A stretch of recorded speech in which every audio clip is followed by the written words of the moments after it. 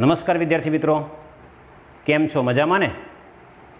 આજે આપણે ધોરણ 6માં ગણિત વિષયમાં પ્રકરણ 2 પૂર્ણ સંખ્યાઓનો અભ્યાસ કરવાનો છે. એમાં લેક્ચર 2 ની અંદર આપણે જોવાનું છે કે પૂર્ણ સંખ્યાના ગુણધર્મોનો આપણે અભ્યાસ કરવાનો છે. અગાઉ આપણે પૂર્ણ સંખ્યા કોને કહેવાય એના વિશે માહિતી મેળવી હતી. હવે આપણે એનાથી આગળ કે ભાઈ પૂર્ણ સંખ્યાના ગુણધર્મો કયા કયા છે તો આપણે જોઈએ કે પૂર્ણ સંખ્યાના ગુણધર્મોની અંદર આપણે પહેલું જે ગુણધર્મ છે એ સંવૃતતાના ગુણધર્મની વાત કરવાની છે કે સંવૃતતાનો ગુણધર્મ. તો વિદ્યાર્થી મિત્રો, સંવૃતતા કોને કહેવામાં આવે? પહેલાં તો આપણને ખ્યાલ હોવો જોઈએ કે સંવૃતતા એટલે શું. તો કોઈ પણ બે પૂર્ણ સંખ્યાઓનો જો સરવાળો કરવામાં આવે અને જો જવાબ આપણને પૂર્ણ સંખ્યા જ મળે, બરાબર ને, તો એને સંવૃતતાનો ગુણધર્મ છે એ જળવાય છે તેમ કહી શકાય. બરાબર ને? એટલે કે આપણે અહીં 4 ક્રિયાઓ હોય છે: સરવાળો, બાદબાકી, ગુણાકાર અને ભાગાકાર. તો આ 4 ક્રિયાઓમાં સંવૃતતાનો ગુણધર્મ છે એ જળવાય છે કે નહીં પૂર્ણ સંખ્યા માટે, એ આપણે જોવાનું છે. તો અહીં તમે જોઈ શકો છો કે આપણે પહેલો જે ગુણધર્મ જોવાનો છે એ સરવાળા માટે જોવાનો છે. તો સરવાળાની અંદર આપણે જોઈએ તો આની અંદર તમે શું કરીશું? આપણે તો કોઈ પણ બે પૂર્ણ સંખ્યાઓ લઈશું અને એ પૂર્ણ સંખ્યાઓનો આપણે શું કરીશું? સરવાળો કરીશું. અને જો જવાબ આપણને પૂર્ણ સંખ્યા જ મળે, બરાબર, તો સરવાળા માટે સંવૃતતાનો ગુણધર્મ છે એ જળવાય છે તેમ કહી શકાય. અહીં તમે આ પૂર્ણ સંખ્યા માટે છે. 7મા ધોરણમાં તમે જશો આગળ ત્યારે પૂર્ણાંક સંખ્યાઓ માટે આવે.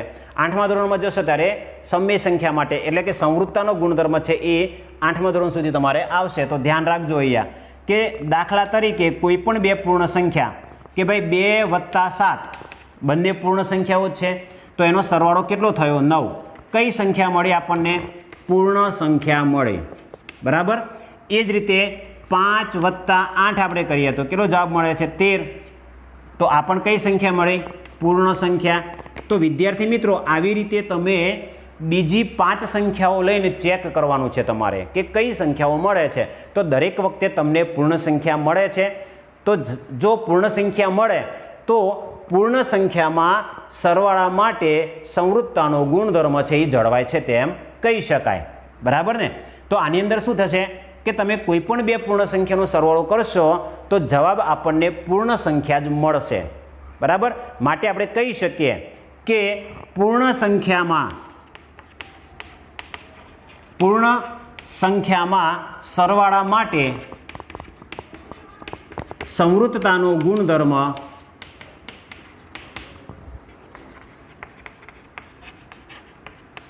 જળવાય છે. બરાબર ને? હવે એ જ રીતે આપણે બાદબાકી માટે જોઈએ કે ભાઈ બાદબાકી માટે સંવૃતતાનો ગુણધર્મ જળવાય છે કે નહીં. બરાબર. તો દાખલા તરીકે તો આમાં પણ આપણે કોઈ પણ બે પૂર્ણ સંખ્યાની બાદબાકી કરવામાં આવે અને જો જવાબ પૂર્ણ સંખ્યા જ મળે તો જ બાદબાકી માટે પણ સંવૃતતાનો ગુણધર્મ જળવાય છે તેમ કહી શકાય. 8 - 10. 8 - 10 કરીએ એટલે બાદબાકી કરો એટલે -2 જવાબ મળે. તો આ સંખ્યા પૂર્ણ સંખ્યા નથી. બરાબર ને? 5 - 3 કરીએ તો આપણને 2 મળે છે. તો આ પૂર્ણ સંખ્યા છે. બરાબર. તો આવા બીજા ઉદાહરણ લઈ તમે ચેક કરી શકો. તો તમે જુઓ છો કે અહીંયા પૂર્ણ સંખ્યા આપણને મળતી નથી. એટલે આપણે કહી શકીએ કે પૂર્ણ સંખ્યામાં બાદબાકી માટે સંવૃતતાનો ગુણધર્મ છે એ જળવાતો નથી. બરાબર ને? એ જ રીતે આપણે ભાગાકારની અંદર પણ આપણે જોઈ શકીએ કે ભાઈ ભાગાકારની અંદર સંવૃતતાનો ગુણધર્મ છે એ જળવાય છે કે નહીં. તો આપણે જોઈએ ભાગાકાર. પહેલું જ એક ઉદાહરણ લઈએ કે ભાઈ 8/4. હવે 8/4 કરીએ એટલે આપણને જવાબ છે એ આપણને 2 મળે છે. એ પૂર્ણ સંખ્યા છે. બરાબર. પણ જો તમને એમ પૂછવામાં આવે કે 4/8 તો જવાબ શું મળશે? તો 4 / આપણે 8 કર્યા, 4 × 2 = 8 એટલે જવાબ 1/2 આપણને મળ્યો. હવે 1/2 એ પૂર્ણ સંખ્યા નથી, તો આપણે કહી શકીએ કે પૂર્ણ સંખ્યામાં ભાગાકાર માટે સંવૃત્તાનો ગુણધર્મ છે એ જળવાતો નથી, બરાબર। એ જ રીતે ગુણાકાર માટે પણ આપણે ચેક કરી શકીએ કે ભાઈ ગુણાકાર માટે સંવૃત્તાનો ગુણધર્મ શું કહે છે, તો એમાં પણ કોઈ પણ બે સંખ્યાઓ છે એનો ગુણાકાર કરો તમે, આપણે પૂર્ણ સંખ્યાઓ જ લેવાની છે। ગુણાકાર કેટલો મળ્યો? 6। કઈ સંખ્યા છે? પૂર્ણ સંખ્યા છે, બરાબર ને વિદ્યાર્થી મિત્રો? આપણે ખાસ જોવાનું છે કે પૂર્ણ સંખ્યાઓ જ લેવાની છે અને એનો જ ગુણાકાર આપણે કરવાનો છે। એ જ રીતે 6 × 5 તમે કરો તો પણ જવાબ મળે 30, તો આ પણ આપણને શું મળ્યું? પૂર્ણ સંખ્યા મળી, બરાબર ને? તો આ રીતે ગુણાકારની અંદર આપણને પૂર્ણ સંખ્યા જ મળે છે, માટે કહી શકીએ કે પૂર્ણ સંખ્યામાં ગુણાકાર માટે સંવૃત્તાનો ગુણધર્મ છે એ જળવાય છે। તો આ રીતે આપણે સંવૃત્તાનો ગુણધર્મ છે એ કઈ ક્રિયા માટે જળવાય છે અને કઈ ક્રિયા માટે જળવાતો નથી એની આપણે વાત કરી। તો એના પરથી તારણ એવું નીકળ્યું કે પૂર્ણ સંખ્યામાં સંવૃત્તાનો ગુણધર્મ છે એ સરવાળા અને ગુણાકારમાં જળવાય છે, જ્યારે બાદબાકી અને ભાગાકારમાં પૂર્ણ સંખ્યામાં સંવૃત્તાનો ગુણધર્મ છે એ જળવાતો નથી, બરાબર ને? તો ખ્યાલ આવી ગયો વિદ્યાર્થી મિત્રો કે સંવૃત્તાનો ગુણધર્મ યાદ રાખજો। સંવૃત્તાનો ગુણધર્મ જુદી જુદી સંખ્યાઓ માટે તમારે હજુ પણ આગળ આવશે। તો સંવૃત્તા કોને કહેવાય? ફરી એક વખત યાદ કરી લો આપણે કે કોઈ પણ બે સંખ્યાઓ, એટલે કે જો પૂર્ણ સંખ્યા માટે વાપરીએ તો બે પૂર્ણ સંખ્યાઓ લેવાની, તો કોઈ પણ બે પૂર્ણ સંખ્યાઓનો જો સરવાળો, બાદબાકી, ગુણાકાર કે ભાગાકાર કરવામાં આવે અને જો જવાબ આપણને પૂર્ણ સંખ્યા જ મળે તો સંવૃત્તાનો ગુણધર્મ છે એ જળવાય છે તેમ કહી શકાય। તો અહીંયા તમને વારાફરતી શૂન્ય દ્વારા ભાગાકારનું કંઈક આપેલું છે તમને, તમે પેજ ઉપર, તમે 33 નંબરના પેજ ઉપર જોઈ શકો છો કે વારાફરતી આપણે બાદ કરતા જઈએ, કારણ કે ભાગાકારની ક્રિયા એ ક્રમશઃ બાદબાકીની ક્રિયા છે। કેવી રીતે? તો મારે 8/2 કરવા છે, તો જવાબ મને શું મળશે? બરાબર, 4 મળે। તો મારે 2 છે એ ક્રમશઃ 2 વખત બાદ કરવાના 8માંથી બાકી 2 વખત બાદ કરો એટલે 8/2 જાય તો 6, અને 6માંથી ફરી પાછા હું 2 બાદ કરું એટલે મને 4 મળે। એટલે 2ની બાદબાકી મેં 2 વખત કરી, ક્રમશઃ બાદબાકી।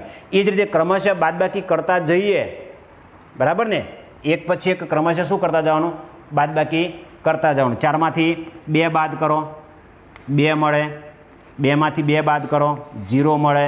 0માંથી 2 બાદ કરો તો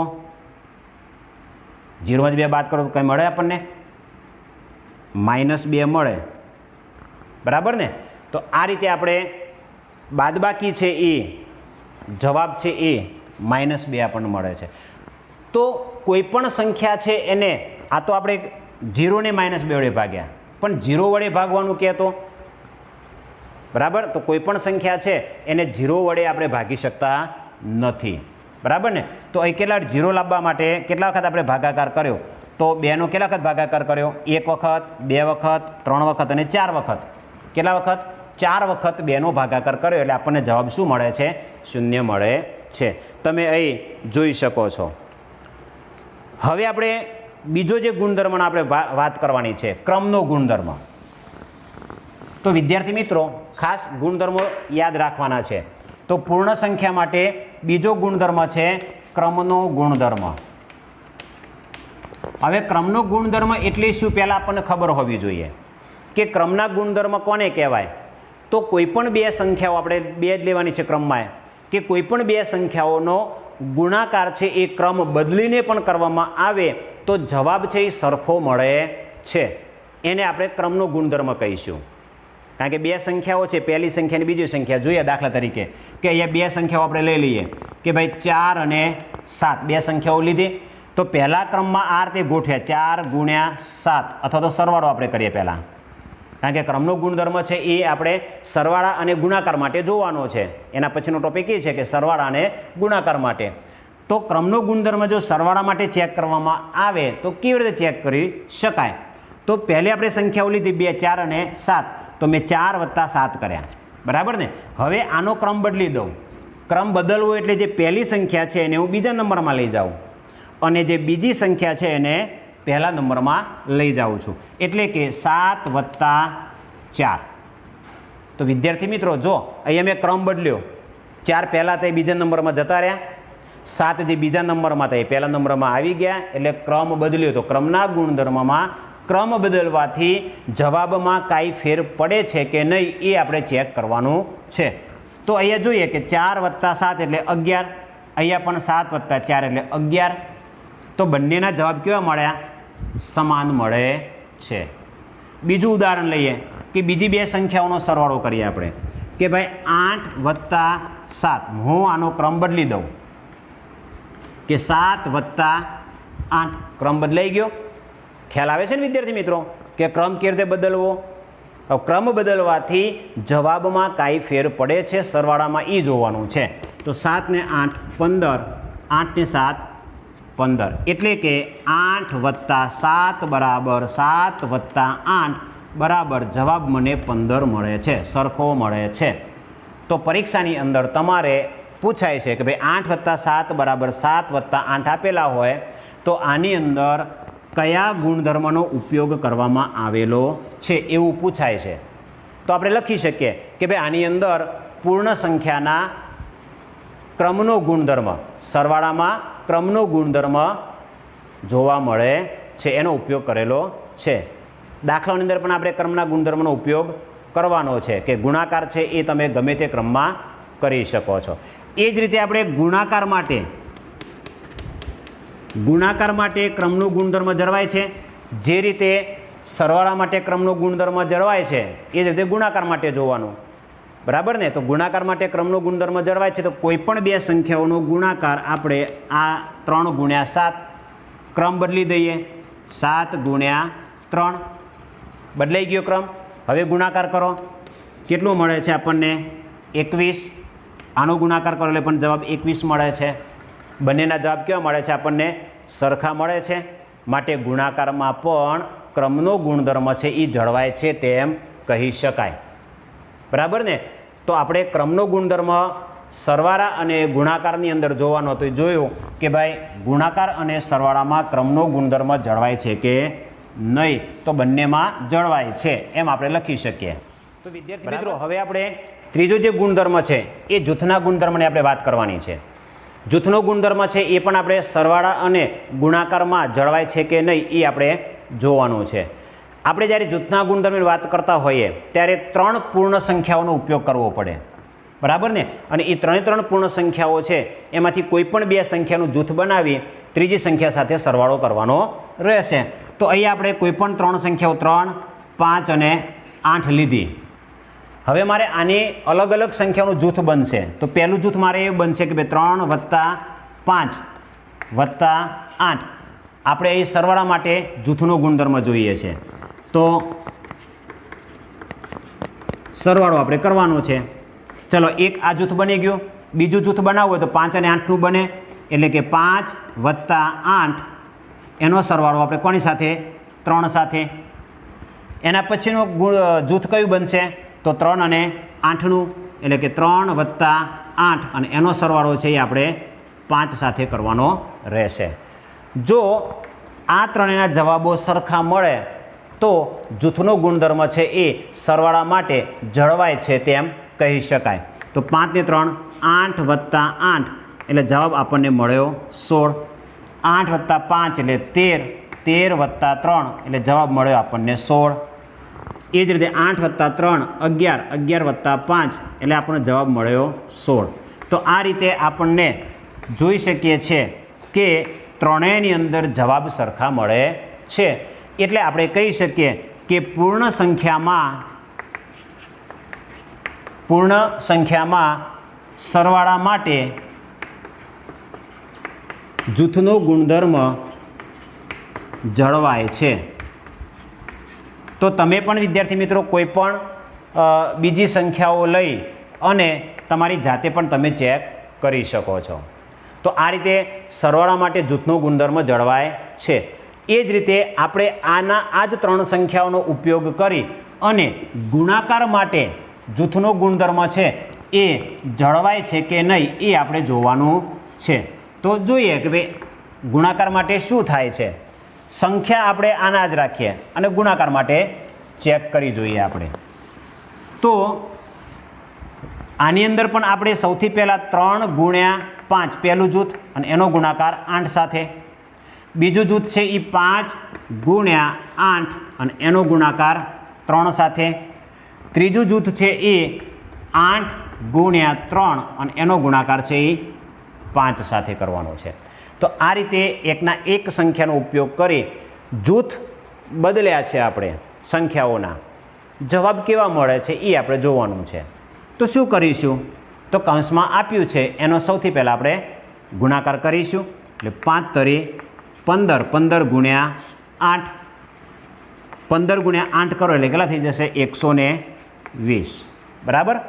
બીજો આનો આપણે સાદુરૂપ આપીએ એટલે 8 પંચા 40, 40 ગુણ્યા 3 તો 4 તરી 12 એટલે 120.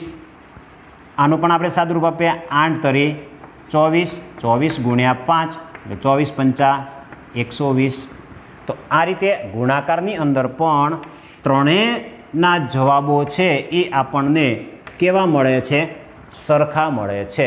એટલા માટે આપણે કહી શકીએ કે પૂર્ણ સંખ્યામાં ગુણાકાર માટે જૂથનો ગુણધર્મ જળવાય છે.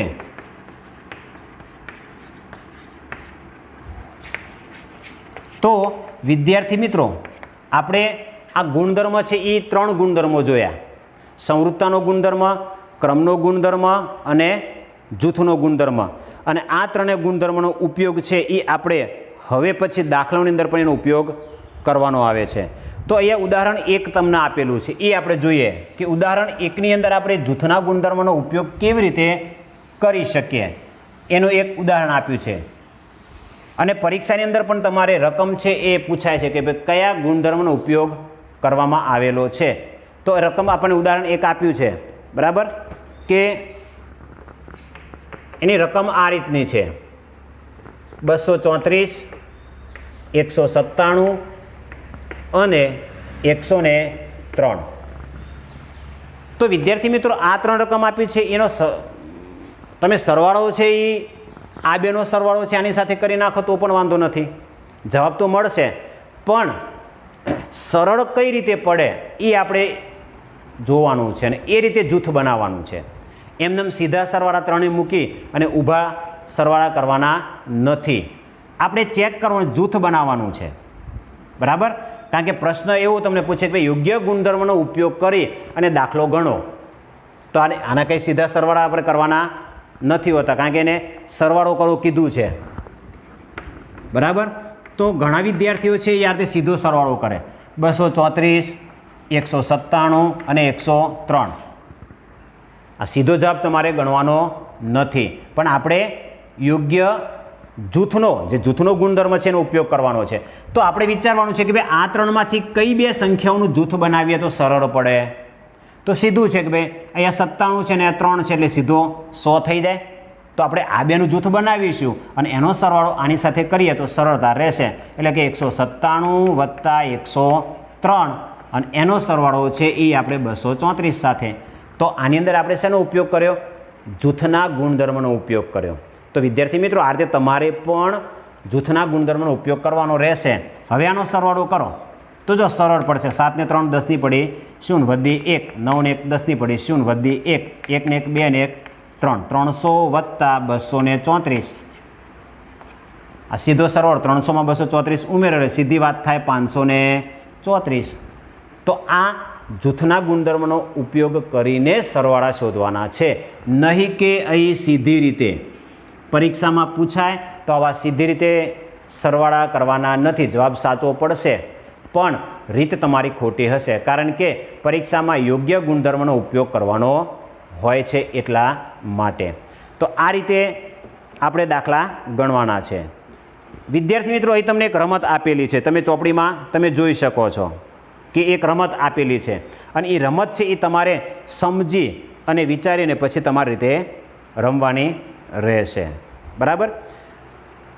ત્યાર પછી ઉદાહરણ છે બીજું આપણે જોઈએ કે ઉદાહરણ 2 આપણને આપેલું છે. તમે એના પછીના પેજ ઉપર જોશો તો બીજું ઉદાહરણ આપણને આપ્યું છે કે આપણે ગુણધર્મનો અભ્યાસ કરી ગયા, એના અનુસંધાનમાં ઉદાહરણ છે, બરાબર, કે 14 + 17 + 6 નો સરવાળો કરો.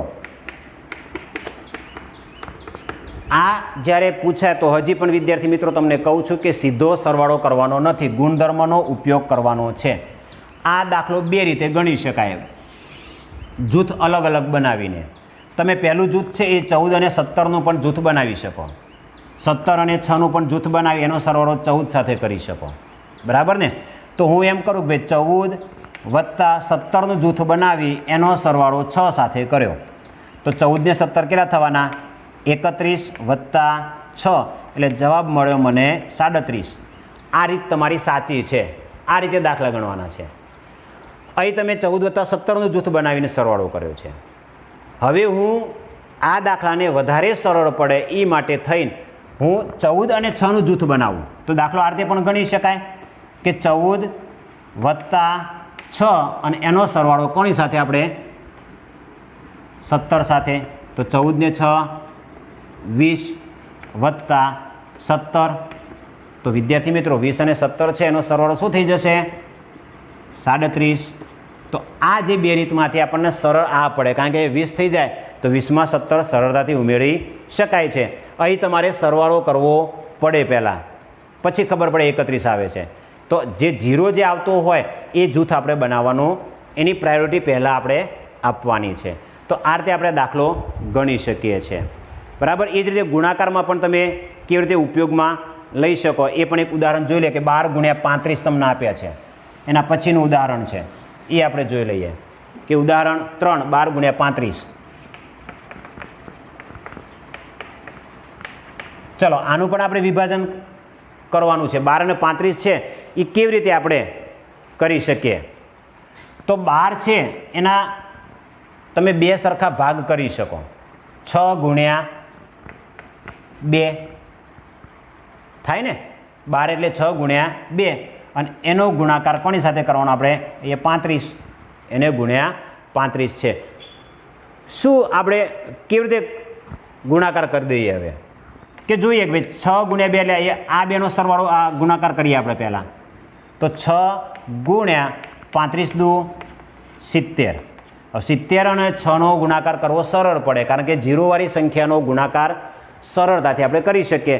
0ને પહેલાં બંધ કરી દો, 6 × 7 એટલે 6 + 7 42, 1 મિનિટ મૂકી દો એટલે 420.